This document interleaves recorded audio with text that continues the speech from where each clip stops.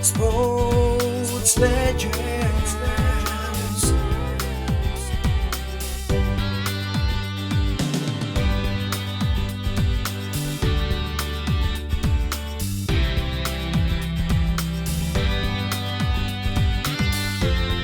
Sports Legends. Sports legends programme में मैं भूमिका सिंह आपका स्वागत करती हूँ। स्पोर्ट्स लेजेंड्स यानी कि खेल जगत की दुनिया के अनमोल सितारे। दूरदर्शन के इस कार्यक्रम में हम आपकी मुलाकात कुछ ऐसी खेल जगत की महान हस्तियों से कराएंगे जिन्होंने विश्व भर में हमारे देश का नाम रोशन किया है। ये सभी खिलाड़ी ओलंपिक, विश्व कप, एशियाई खेल और न जाने कितनी ही ऐसी अंतर्राष्ट्रीय प्रतियोगिताओं में अविश्वसनीय कीर्तिमान हासिल कर एक नई किंवदंती बन गए हैं। Sports Legends. Hockey, football, tennis, badminton, pool, billiards, snooker, golf, कुश्ती, कबड्डी और न जाने कितने ही ऐसे खेल के खिलाड़ियों ने भारतीय खेल जगत के इतिहास की एक नई इबारत लिखी है। आज की युवा शक्ति इन्हीं स्पोर्ट्स लेजेंड से प्रेरित होकर इनके किए जाने वाले कार्य को आगे बढ़ा रही है। Sports Legends. Sports legend programme के पहले अंक में हम आपकी मुलाकात करवाने जा रहे हैं हॉकी जगत के सितारे, अर्जुन पुरस्कार विजेता ओलंपियन हरविंदर सिंह से। देश के एक बेहतरीन सेंटर फॉरवर्ड माने जाने वाले हरविंदर सिंह ने वर्ष 1961 से 1986 तक राष्ट्रीय और अंतर्राष्ट्रीय हॉकी जगत में अपनी एक अमिट छाप छोड़ी है। इनसे आपको रूबरू कराएंगे कुलविंदर सिंह कंग। नमस्कार, दूरदर्शन के इस कार्यक्रम में आपका स्वागत है और आज हम इस कार्यक्रम में बात कर रहे हैं हॉकी के जाने माने अंतर्राष्ट्रीय खिलाड़ी ओलंपियन सरदार हरविंदर सिंह जी से, जिन्होंने कि 1964 के टोक्यो ओलंपिक में भारत की तरफ से जब वो सेंटर फॉरवर्ड खेले थे तो आपकी गोलों की बदौलत भारत पुनः अपनी स्वर्ण पदक को जीत सका था, जबकि 1960 के रोम ओलंपिक में भारत पहली बार ओलंपिक स्वर्ण पदक। अर्जुन पुरस्कार से सम्मानित सरदार हरविंदर सिंह जी, जो कि नई दिल्ली में रहते हैं, हम उनसे बातचीत कर रहे हैं। सर, आपका हमारे प्रोग्राम में बहुत बहुत स्वागत है। Thank you sir. अच्छा हरविंदर सिंह जी, सबसे पहला सवाल जो किया जाता है कॉमन, आपने हॉकी की स्टिक कब थामी, कितने समय पुरानी बात? देखिए, हॉकी तो जब मेरा ख्याल है कि 6-7 साल का 8 साल का हुआ तब से खेलनी शुरू की। और उसका एडवांटेज था कि मेरे फादर साहब आर्मी में थे, तो आर्मी में ये फैसिलिटीज़ बहुत अवेलेबल थी। शाम के वक्त वहाँ पर स्पोर्ट्स कंपलसरी होती है, तो जो भी गेम चलती थी वहाँ पर जाके उनके साथ देखते भी थे और बाद में खेलने भी शुरू कर देते थे। तो मेरा ख्याल है, जहाँ तक मेरे को याद है, कि हॉकी भी खेलते थे, बास्केटबॉल भी खेलते थे, फुटबॉल भी खेलते थे वहाँ पर। तो वो फादर साहब के आर्मी में होने थे, हमें अलग अलग जगह भी जाना पड़ा, जहाँ पर उनकी ट्रांसफ़र होती थी वहाँ पर गए। तो ज़्यादातर जो मेन रहा वो जलंधर में शुरू किया मैंने, ये स्कूल की तरफ से। एक्चुअली जब हम जलंधर में पोस्टिंग तो शिलांग से यहाँ पर आए थे, तो जलंधर में कैंट बोर्ड हाई स्कूल एक जाना माना स्कूल है जो कि स्पोर्ट्स में काफ़ी आगे था। तो वहाँ पर जब हम आए तो वहाँ पर हॉकी की टीम ऑलरेडी बनी हुई थी और वो संसारपुर के लड़के ही उस स्कूल उसमें खेलते थे। संसारपुर का तो बहुत बड़ा नाम है। और मेरे को याद है कि जब 1964 ओलंपिक में हम खेले थे तो 5-6 लड़के उस स्कूल में ही पढ़े हुए थे जो खेले थे। तो उस वक्त उनकी टीम ऑलरेडी बनी हुई थी। तो हम लोग, फिर मैं और मेरे छोटे ब्रदर जो बाद में वर्ल्ड कप खेले हैं 75 का, हम दोनों ने वहाँ स्कूल में फुटबॉल खेला। फुटबॉल खेला, उसके बाद फिर हॉकी शुरू किया आपने? तो हॉकी फिर जब कॉलेज में गए, तो क्योंकि उस वक्त तो 10th क्लास का जो था मैट्रिक होती थी स्कूल में, उसके बाद फिर कॉलेज में जाके पढ़ते थे। तो फिर मैं खालसा कॉलेज अमृतसर में गया। तो वहाँ पर पहली दफ़ा जब उन्होंने, क्योंकि मैं एज ए कोई नॉन फिगर तो था नहीं, जाके जैसे आम स्टूडेंट एडमिशन लेता है, एडमिशन ली थी। तो वहाँ पर जब शाम को स्पोर्ट्स होती थी तो ट्रायल जब दिए हॉकी के, तो उस वक्त मैं, आप बिलीव करेंगे, मेरे पास हॉकी स्टिक भी नहीं थी, एक छोटी हॉकी जिसके साथ मैं खेला था, क्योंकि हम हॉकी की लेंथ 36 इंच होती है, तो मेरे पास 34 इंच की हॉकी थी। तो जब खेला तो जो हमारे पीटी थे, डीपी जिनको बोलते थे, वो बड़े खुश हुए। तो उन्होंने मेरे को सिलेक्ट किया और फिर उन्होंने मेरे को एक स्लिप दी। ये हाल बाज़ार में एक स्पोर्ट्स की दुकान थी, तो वहाँ से वो परचेज़ करते थे। तो वहाँ से जाकर फिर मैंने एक स्टिक ली और मेरे ख्याल वो मेरे लिए एक बड़ा खुशी का मौका था कि एक पूरी स्टिक मेरे को मिली। जी। और उसके बाद फिर जब खालसा कॉलेज की टीम में खेले और साथ साथ में वहाँ पर फिर मैंने, क्योंकि मेरे में स्पीड थी और वहाँ पर जो एथलेटिक के कोच थे उन्होंने कहा कि तुम एथलेटिक्स भी करो। फिर मैं जब हॉकी खेलता था शाम को तो उसके बाद एथलेटिक्स भी थोड़ी प्रैक्टिस करते थे। तो एथलेटिक्स में और हॉकी में दोनों में मैंने पंजाब यूनिवर्सिटी में रिजल्ट किया।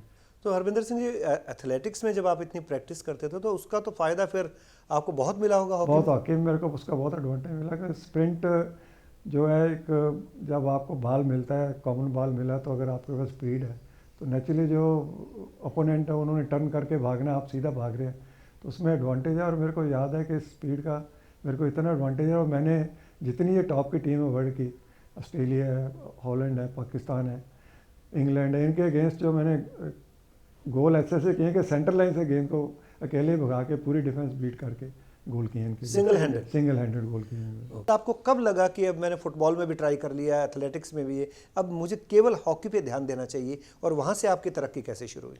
देखिए, मैं जब स्कूल में फुटबॉल खेला उसका मेरे को एक एडवांटेज मिला कि फुटबॉल जो है अपने पैरों के साथ ही खेलना और भागना भी पैरों के साथ, तो उससे आपका फुटवर्क बनता है, ठीक है। और उसका मेरे को हॉकी में फुटवर्क का एडवांटेज मिला, डॉज देने का, बॉडी डॉज, ये सारे उस वक्त उसमें काम आते थे और उस वक्त ये मशहूर डॉज होते थे। तो एथलेटिक्स का मैं कहूँगा कि एक नेचुरल गिफ्ट था परमात्मा की तरफ से, ये स्पीड थी। तो उसको जब कॉलेज में जो कोचेस थे उन्होंने पॉलिश किया इसको, तो उसका भी एडवांटेज फिर मेरे को मिला। तो मैं आपको बताना चाहता हूँ कि नेशनल लेवल पे मैंने हॉकी में गोल्ड मेडल नहीं जीता, इवन एथलेटिक्स में भी जूनियर अंडर 18 मैंने पंजाब को रिप्रेजेंट किया था 59 में, ये ट्रिवेंड्रम में हुई थी all India open athletic meet, वहाँ पर 4x100 मीटर में गोल्ड मेडल जीता था।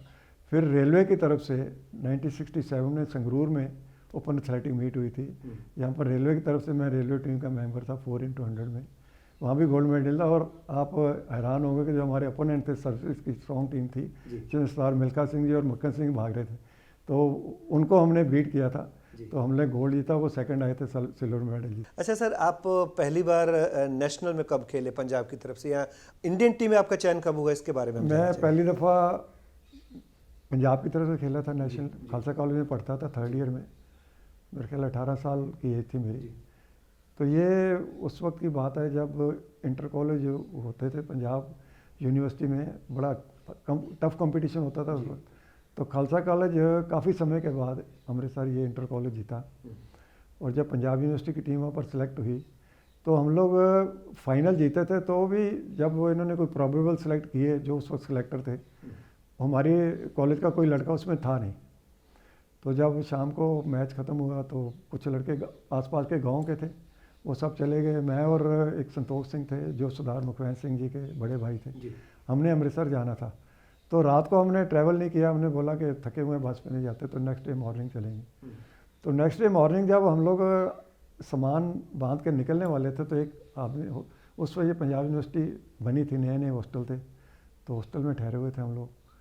तो एक आदमी आया, उसने दरवाज़ा नॉक किया और कहने लगा कि ये हरविंदर सिंह और संतोष सिंह कौन है? हमने बोला बताइए हम ही। कहते वो जो सिलेक्टर्स हैं उसमें शायद BL गुप्ता थे उस वक्त, जो हॉकी सेक्रेटरी के भी सेक्रेटरी भी रहे इंडियन हॉकी फेडरेशन के, और वो उन्होंने मैसेज भेजा कि वो पंजाब यूनिवर्सिटी के स्पोर्ट्स डायरेक्टर भी थे। जी। और वो बलबीर सिंह जी जब खेलते थे सीनियर, तो उस वक्त भी वो एज ए मैनेजर कई बार टीम के साथ गए। तो उन्होंने कहा कि आपने रुकना है, आपने जाना नहीं, शाम को सिलेक्शन है, तो आपको वहाँ पर ट्रायल है। उन्होंने कहा कि आप वहाँ ट्रायल दें, तो हम दोनों वहाँ पर ट्रायल दिए, पर परमात्मा की कृपा से अच्छा खेले, तो पंजाब यूनिवर्सिटी में सिलेक्ट हो गए। तो मैं ये कई दफ़ा सोचता हूँ कि ये एक अपॉर्चुनिटी जो परमात्मा मेरे को दी, अगर हम लोग 5 मिनट पहले निकल जाते, उनको ना मिलते, पंजाब यूनिवर्सिटी की तरफ से ना खेलते, और वही साल था कि Punjab university all India university champion भी बनी। और जब चैम्पियन बने तो कुमार साहब, अश्विनी कुमार जी, जो पंजाब इंडिया के प्रेसिडेंट थे इंडियन हॉकी फेडरेशन के, तो उन्होंने कहा कि इस दफ़ा पंजाब यूनिवर्सिटी काफ़ी समय के बाद चैम्पियनशिप जीती है, तो उनके 5-6 लड़के पंजाब के कैंप में सेलेक्ट किए उन्होंने।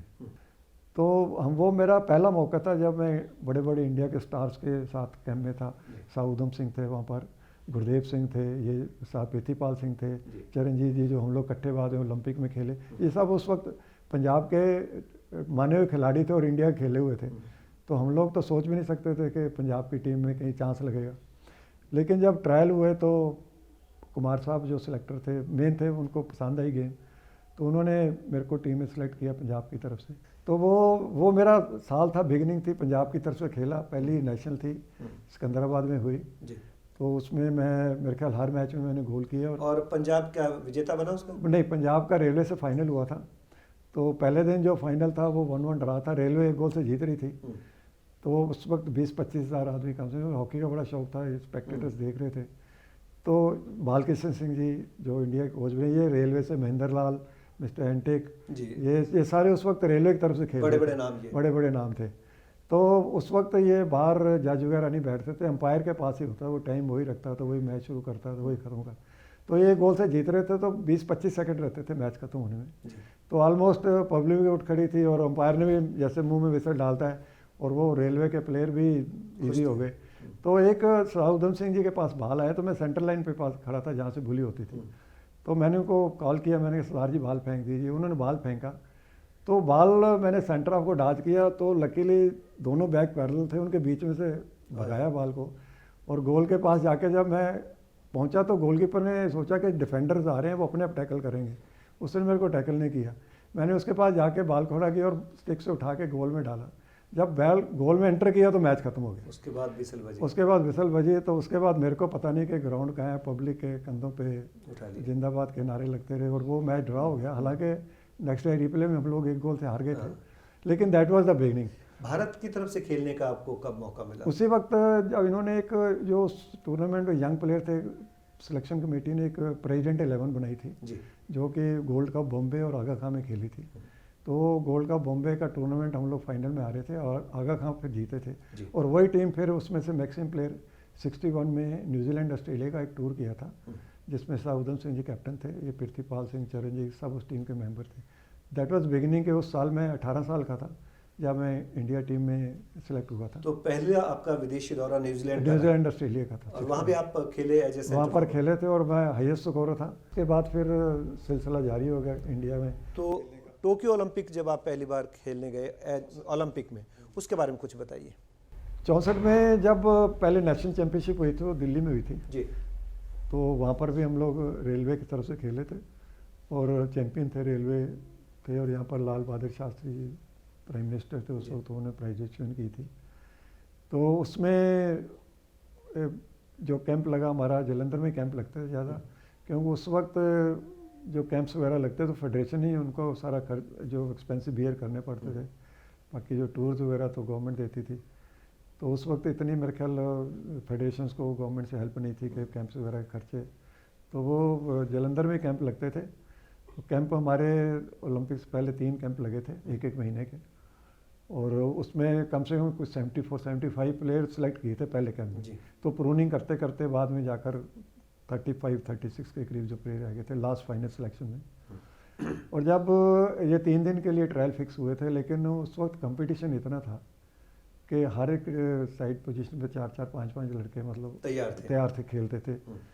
और एक दिन उनको ट्रायल एक्सटेंड करने पड़े कि टीम का कम्बिनेशन कैसे बना, कैसे 4 दिन मतलब ट्रायल हुए। तो वो उसमें मैं सेंटर फॉर टीम का सिलेक्ट हुआ। तो हम लोग जब टोक्यो गए उससे पहले न्यूजीलैंड का हमारा एक टूर था जहाँ पर हमने 3 टेस्ट मैचेस खेले। टोक्यो ओलंपिक से पहले आप 2-3-4 बार बाहर यात्राएं कर रहे थे, थोड़ा हौसला बढ़ जाता है, उससे इंटरनेशनल एक्सपोजर मिल जाता है, क्योंकि उसके लिए ज़रूरी था कि वहाँ पर सॉफ्ट फील्ड मिलते थे। क्योंकि आपको ये बताऊँ कि हम लोग कभी यहाँ पर तो जब बारिश भी होती तो मैच पोस्टपोन हो जाते थे, या कभी हमने स्टार्ट शू डाले नहीं थे, हमें स्टार्ट शू का पता ही नहीं था। और ये उस वक्त टेनिस शू चलते थे, और वहाँ पर अब न्यूजीलैंड में गए तो वहाँ पर सॉफ्ट बारिश में भी खेलना पड़ा वहाँ पर हमें। इवन आपको बताऊँ टोक्यो में भी हम कनाडा के साथ बारिश में मैच खेले, स्पेन के साथ, हॉलैंड के साथ थोड़ी थोड़ी बूंदाबांदी, उसमें मैच खेलना पड़ा। उसमें दिक्कत नहीं आती सर? आते थे, खेलने आते थे, क्योंकि बाल भी मोटा होता फूल के, फिर बाल स्लिप करता था, लेकिन वो ज़रूरी था क्योंकि डेज फिक्स है ओलंपिक है। और मैं आपको बताऊँ कि टोक्यो ओलंपिक्स में हम लोगों ने टोटल 22 गोल किए थे, जिसमें पृथ्वीपाल सिंह जी हाईएस्ट स्कोर थे जिन्होंने 24 से किए थे, और फील्ड गोल का मैं हाईएस्ट स्कोर था। कितने गोल थे? 9 फील्ड गोल हुए थे, जिसमें से 5 मैंने किए थे बहुत अच्छा। और 3 पेनल्टी स्ट्रोक थे। मतलब आप देखिए 22 में से 18 गोल जो थे वो प्रीतिपाल जी, मैं और महेंद्र लाल तीनों नॉर्दर्न रेलवे में थे। जी। तो ये नॉर्दर्न रेलवे के प्लेयर ही थे जिन्होंने मतलब 22 में से 18 गोल किए थे। तो टोक्यो ओलंपिक से पहले आप रेलवे में आपको नौकरी मिल गई? हाँ जी, थी? मैंने 62 में रेलवे ज्वाइन की थी। जी। खेल कोटे में? स्पोर्ट्स कोटे। ओके, स्पोर्ट्स कोटे में आपको नौकरी मिली 64 में रेलवे में? वो भी जब 62 में नेशनल हुई थी भोपाल में, जी। तो उसके इमीडिएटली बाद ही मैंने मतलब रेलवे ज्वाइन कर ली थी। अच्छा सरदार हरविंदर सिंह जी, अब मैं जानना चाहूँगा, जब 64 में आपने टोक्यो ओलंपिक में पहले सेमीफाइनल खेला होगा, फिर उसके बाद पाकिस्तान के विरुद्ध फाइनल, और ये पता था कि 60 में हम रोम में हार चुके हैं स्वर्ण पदक, वापस हमें जीतना, कितना दबाव था उन दोनों मैचों के बारे में बताइए। देखिए सेमीफाइनल जो हमारा ऑस्ट्रेलिया के साथ हुआ था, वो तो मैं कहता हूँ कि हमारी टीम ने ऑस्ट्रेलिया को आउट क्लास कर दिया था। 3 गोल से हम जीते वो मैच जी। और वो ऐसे लग रहा था कि जैसे अभी ऑस्ट्रेलिया हॉकी सीख रहा है, ऐसे हमारे अगेंस्ट खेले। फाइनल बताइए पाकिस्तान के विरुद्ध जो था, मैं बताने जा रहा हूँ। शुरू मैच हुआ, मैंने बुली की, तो जब बुली करके ले गया तो उनके सेंटर ने पूरी आके मेरी टांग पे घुमा दी शुरुआत में। तो हमें पता था कि ये स्विचिंग हो सकती, तो जंप मार के बच गया। और लेकिन पिछले जब मैच शुरू हो तो 10 मिनट तक आप बिलीव नहीं करेंगे कोई हॉकी नहीं हुई, इतनी रफ हॉकी और गाली गलोच, मैक्सिमम गाली गलोच था।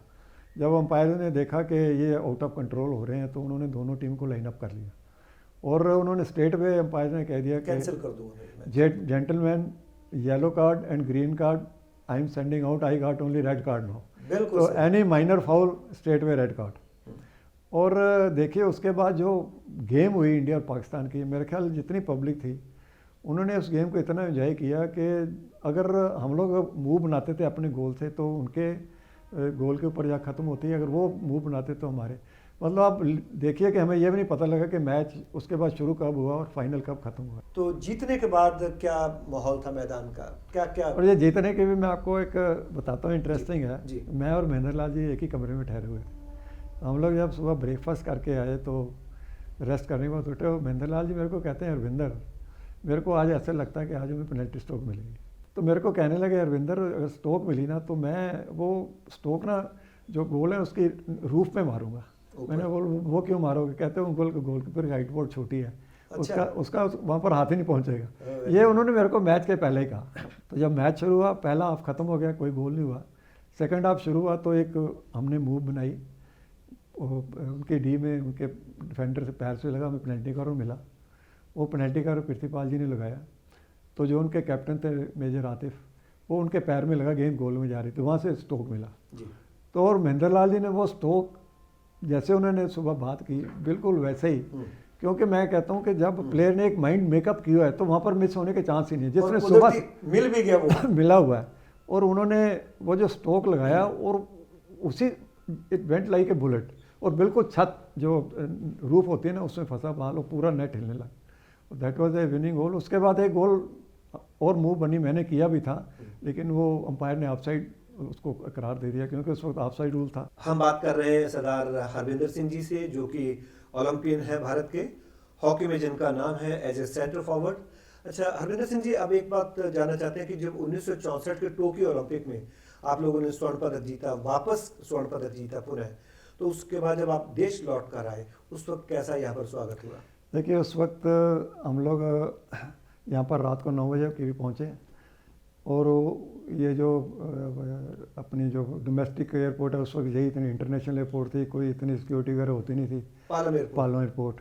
तो जब हमारा जहाज़ यहाँ पर लैंड किया तो इतनी पब्लिक थी यहाँ पर, जो जहाज में घुस गई थी, लोग जहाज़ में ही आ गए। और जब जहाज़ में आए तो हमारे साथ उस वक्त अमेरिकन एथलीट भी जो ओलंपिक से पार्टिसिपेट करके जा रहे थे उसमें जा रहे थे, तो आगे जाना था जहाज़। तो वो बड़े हैरान हुए कि इतनी पब्लिक अंदर आई है। तो उन्होंने हमसे पूछा कि ये क्या है, इतनी पब्लिक क्यों है? तो हमने उनको बताया कि ये हमारी हॉकी टीम है, हम लोग ने टोक्यो में गोल्ड मेडल जीता है, तो ये रिसीव करने के लिए आए। तो बड़े हैरान हुए, कहते हैं कि आप लोगों ने एक गोल्ड मेडल जीता तो इतना यहाँ पर मतलब आपको रिसेप्शन वगैरह, हम लोग ने तो 100 से ज़्यादा। तो हमने उनको बोला कि आपके 100 के बराबर ही ये एक गोल्ड मेडल है, तो इसमें जीतना ज़रूरी होता है, तो यही जीता, तो इसलिए ये सारा। 64 में आप लोगों ने टोक्यो में गोल्ड मेडल जीता, और उसके बाद 1966 में बैंकॉक में एशियाई खेल हुए, एक बार फिर से पाकिस्तान सामने था, और एक बार फिर से आप लोगों ने गोल्ड मेडल जीता, उसके बारे में आप बताएं। तो मैच शुरू हुआ तो 5 मिनट के बाद ही जो हमारे रेलवे के बलबीर सिंह थे राइट आउट, उनके पास एक बाल गया तो पाकिस्तान के लेफ्ट हाफ ने एक वाइल्ड टैकलिंग की तो उनके नी पे उनकी स्टिक लगी। वो इतनी ज़ोर से लगी कि वो ग्राउंड पे गिर गए, फ्लैट हो गए, उनको स्ट्रेचर पे उठा के बाहर ले गए, क्योंकि उस वक्त कोई सब्सिट्यूट रूल था नहीं। तो हम लोग 10 के साथ ही मैच खेले पाकिस्तान के साथ। मतलब पहला हाफ कोई गोल नहीं हुआ, सेकंड हाफ भी 10 के साथ तो ड्रा रहा, गोल लेस रहा था। फिर एक्स्ट्रा टाइम शुरू हुआ 7.5 मिनट। पहले 7.5 मिनट भी कोई गोल नहीं हुआ। तो जो नेक्स्ट 7.5 मिनट चल रहे थे तो 5 मिनट रहते थे मैच खत्म होने, तो ये बलबीर सिंह जिनके चोट लगी थी, पट्टी वट्टी बांधी थी, बाहर ही खड़े थे। तो जो हमारे रिजर्व प्लेयर ग्राउंड लाइन के बाहर ही खड़े, तो उन्होंने इनको बोला, बलबीर यार तू कैसा सरदार है, सरदार की टांग काट जाओ, एक टांग से खेल रहा है, तेरे से इतनी चोट लगी है, तेरे से आपकी नहीं। उसको अंपायर को उस वक्त अंपायर से पूछ के अंदर आना पड़ता। उन्होंने अंपायर को पूछा और उसको अंदर भेज दिया। ये जैसे ही अंदर एंटर किए तो जो राइट हैंड बलबीर थे उन्होंने एक बाल पकड़ा। वो कुदरती क्या हो गया, जो लेफ्ट हाफ और जो लेफ्ट बैक थे दोनों पैरेलल हो गए, तो इन्होंने राइट हाफ को बाल दिखा के थ्रू बाल डाल दिया इनके बीच में। मैं आपको बताना चाहता हूँ कि जो बलबीर सिंह रेलवे ये भी एथलेटिक्स करते थे, हम लोग दोनों रेलवे की तरफ से 100 मीटर 200 मीटर भागते थे, स्पीड इनकी बहुत अच्छी थी। तो वे ये बाल लेने के लिए भागे, तो मैं सेंटर फॉरवर्ड खेल रहा था, मैं भी इनके साथ भाग रहा था। तो उन्होंने बाल जाके गोल लाइन के पास जब पकड़ा तो मैं चिल्ला रहा था, मैं क्या बलबीर बैक पास कर। इन्होंने अपनी तरफ से मेरे को बैक पास किया बाल को। जब वो बाल जब आया मेरी तरफ आने लगा तो बाल ऐसा पैराबोला बना, घूम के ना पाकिस्तान के गोल की तरफ टर्न किया और गोलकीपर पाकिस्तान का आगे निकले, उसको किक करने लगा। जब उसने किक की तो उसके पैडों में गेंद फंस के गेंद गोल में चली। वो मतलब उसके बाद 2 मिनट रहते थे, तो आपको पता है उस वक्त तो कोई 2 मिनट निकालने इस मतलब अनइवन फील्ड होता था, बाल रुकती थी, इधर 2 हिट लगाई। हरविंदर सिंह जी, 1964 में गोल्ड मेडल, 1966 एशियाई खेलों में गोल्ड मेडल, और उसके बाद अगले साल आपको अर्जुन पुरस्कार से सम्मानित किया भारत सरकार ने। कैसा आपको लगा? बड़ा अच्छा लगा था। हमें तो एक्चुअली ये पता ही नहीं था कि ये अर्जुन पुरस्कार क्या होता है। हम लोग एक्चुअली हमारा कैंप लगा हुआ था ऊटी में, तो हम 68 ओलंपिक्स के लिए तैयारी के लिए, क्योंकि वो हाई अल्टीट्यूड पे था, तो ऊटी में जो लवडेल स्कूल है वहाँ पर कैंप था। 6-7 हज़ार की हाइट है उसकी, क्योंकि मैक्सिको बहुत ऊंचाई पर है, इस वजह से। तो वहाँ पर हमें पता लगा कि अर्जुन अवार्ड मिल रहा है। तो उस वक्त हॉकी में 3 प्लेयर को मिला था उस साल 67 में।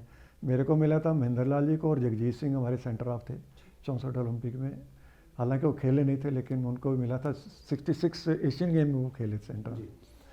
तो हम लोग फिर वहाँ से बाई एयर आए यहाँ पर, ये अवार्ड रिसीव किया, और रिसीव करने के बाद फिर वहाँ पर चले गए, कैंप लगा था। सर, जब एस्ट्रोटर्फ आया, कृत्रिम घास का मैदान इंट्रोड्यूस किया गया 1976 में मॉन्ट्रियल ओलंपिक में, और तब एशियन स्टाइल की हॉकी या इंडियन स्टाइल की हॉकी, घास की कलात्मक हॉकी, वो उस पर खेलना बहुत मुश्किल था। तो आपको लगता है कि कृत्रिम घास का मैदान आने से जो हमारे स्टाइल की हॉकी थी उस पर बहुत असर पड़ा? बिल्कुल असर पड़ा। मैं आपको इसकी बैकग्राउंड बताना चाहता हूँ कि इसकी ज़रूरत क्यों पड़ी। आपको शायद याद होगा 75 जो वर्ल्ड कप हो रहा था कोलालमपुर में, भारत ने जीता था। भारत ने जीता था। जब हम लोग सेमीफाइनल जर्मनी के साथ खेल रहे थे, तो हाफ टाइम के बाद 25-30 मिनट का खेल रहा था, तो इतनी ज़ोर से बारिश आई कि वो जो ग्राउंड थी स्विमिंग पूल बन गई थी, मैच हो ही नहीं सकता था। वो मैच अबंडन करना पड़ा इनको। अबंडन करने के बाद नेक्स्ट डे जो रिमेनिंग पीरियड था वो जाकर फिर नेक्स्ट डे दूसरे फील्ड पे हुआ। तो क्योंकि ये जो जितने भी जो इंटरनेशनल इवेंट्स हैं, इनके डेट्स फिक्स हैं, इसको एक्सटेंड नहीं किया जा सकता। उसको मतलब करने के लिए जो फेडरेशंस हैं वो सोच ही रहती हैं कि इसको कैसे बेहतर बनाया जाए। तो तब ये एस्ट्रोटर्फ है, क्योंकि ये एक ऐसा फील्ड है इसमें पानी दे के खेलना पड़ता है। तो इसमें कोई असर नहीं, चाहे बारिश पड़े, बहुत ज़्यादा बारिश पड़े तो थोड़ी देर की रुकना पड़ता है। इसमें जो पानी है वो निकलता रहता है। तो इसलिए जो एस्ट्रोटर्फ इंट्रोड्यूस हुई, तो इसका हमारे को शुरू में ज़रूर बहुत नुकसान हुआ, क्योंकि हमें इसमें गेम इतनी फास्ट है। बाल टेलर मेड हॉकी है, आपने तो बाल रोकना है, उसके बाद तो बाल ने भागना है, आपने उसके पीछे भागना है। लेकिन जब हम लोग घास में खेलते हैं, अनइवन फील्ड है, वहाँ पर तो आपको जब बाल के साथ भागे तो आपको अपनी स्पीड भी चेक करनी पड़ेगी कि ताकि बाल कंट्रोल रहे। 2016 जो रियो ओलंपिक भारत ने क्वालिफाई किया था डायरेक्ट, वुमेन्स टीम ने 32 साल बाद क्वालिफाई किया। 2016 में जो इंडियन हॉकी की जो परफॉर्मेंस रही उसको आप कैसे रेट करेंगे? देखिए 2016 का मेरा ख्याल सबसे सक्सेसफुल ये रहा है जो इंडिया हॉकी इंडिया का।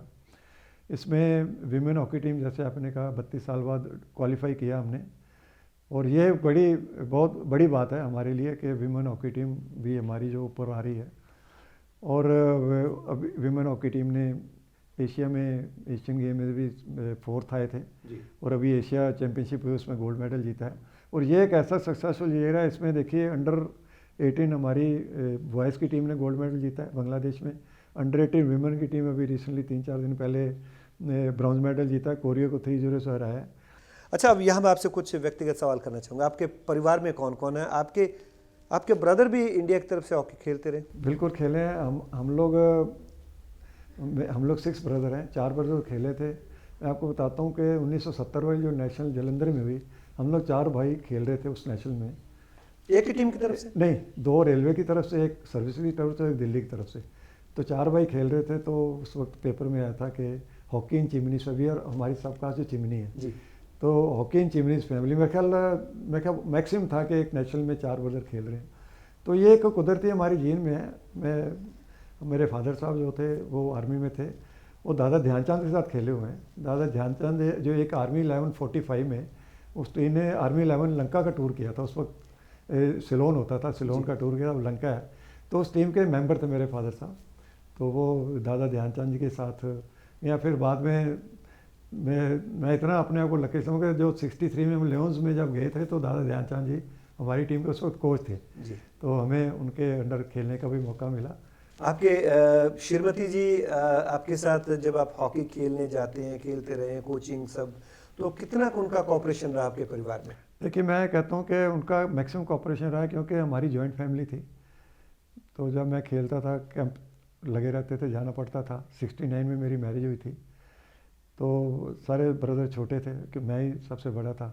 पेरेंट्स भी थे, तो हायर साइड में थे कि उनको लुक आफ्टर करना। शी इज़ वेरी केयरिंग, इसमें कोई शक नहीं कि उन्होंने, मेरे को फिक्र ही नहीं होता था घर का, कि सारा घर उन्हें संभाला हुआ था। अरविंदर सिंह जी, यहाँ मैं आपसे एक बात जानना चाहूँगा कि हॉकी के अलावा आपके और क्या क्या शौक है? क्या संगीत सुनते हैं, फिल्में हाँ, देखते हैं? गाने सुनने का शौक था। जब खेलते थे तो फिल्में भी देखते थे। सारे प्लेयर जब जाते थे मैच के बाद चले जाते देखने। गाने सुनने का शौक था, वो अभी भी। मैं जब अपने कमरे में बैठता हूँ तो रेडियो ऑन कर देता हूँ और गाने लगे रहते हैं। इसका एक रीज़न है कि आप टेंशन फ्री रहते हैं और साथ में गुनगुनाने भी लग पड़ते हैं जब, और घर का माहौल भी अच्छा रहता है।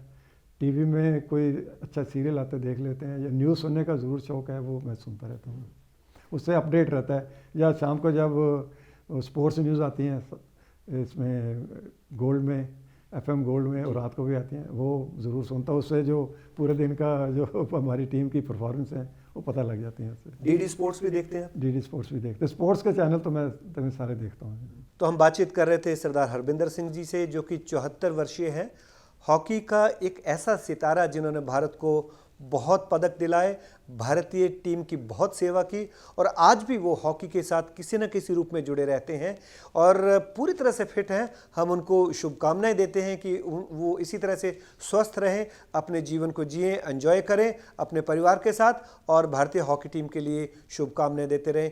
हरविंदर सिंह जी, आपने इतनी बातचीत की हमारे साथ, आपको बहुत बहुत धन्यवाद। थैंक यू सर, बहुत बहुत धन्यवाद। नमस्कार। मेरे को मौका मिला आपसे बात करने का और अपने दर्शकों से बात करने का। Thank you very much.